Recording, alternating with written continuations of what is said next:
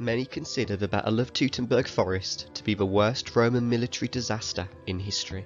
From this point onwards, the Romans would no longer consider Germania to be possible for future expansion, but as enemy territory. Shortly after the battle, Rome would withdraw from Germania completely and give up trying to subdue it. Armenius set up diplomacy with the Roman Empire, allowing for Germanic culture to thrive.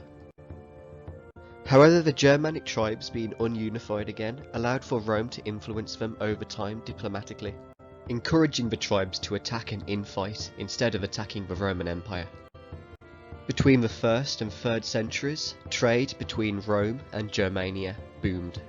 The Romans gave pottery, artifacts and cutlery, while the Germans traded fur, amber and slaves captured from other Germanic tribes. Gold was also found during this period from archaeological digs.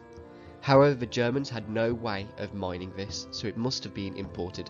This goes to show how poorly the trade was documented. However, it's likely their biggest export was amber and slaves. Runic writing was still used amongst the Germanic peoples, which is quite odd. Rome stopped using their own scripts upon Roman influence and instead took on the Latin alphabet by the 1st century.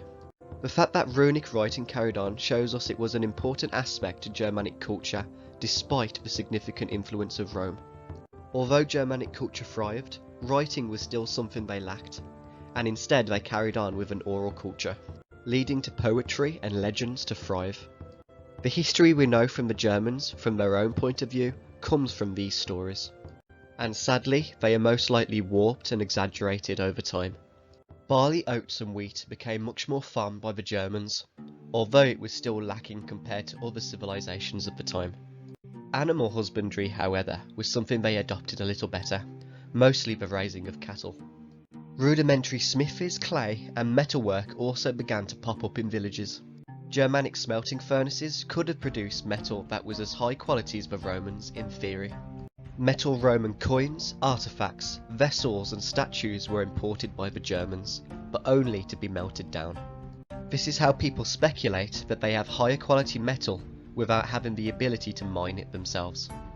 Tribes could have also earned money for their village in later years through mercenary work.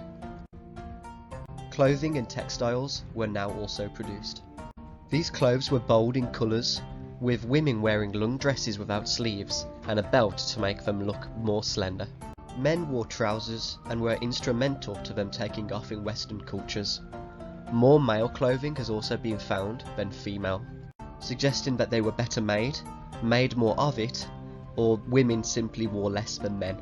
Leather shoes, belts and other gear has been found, but it's unknown how common it was.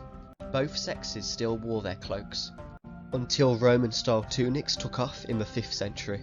Be sure to check out my other channel, History Sticks, for the complete, longer and comprehensive video.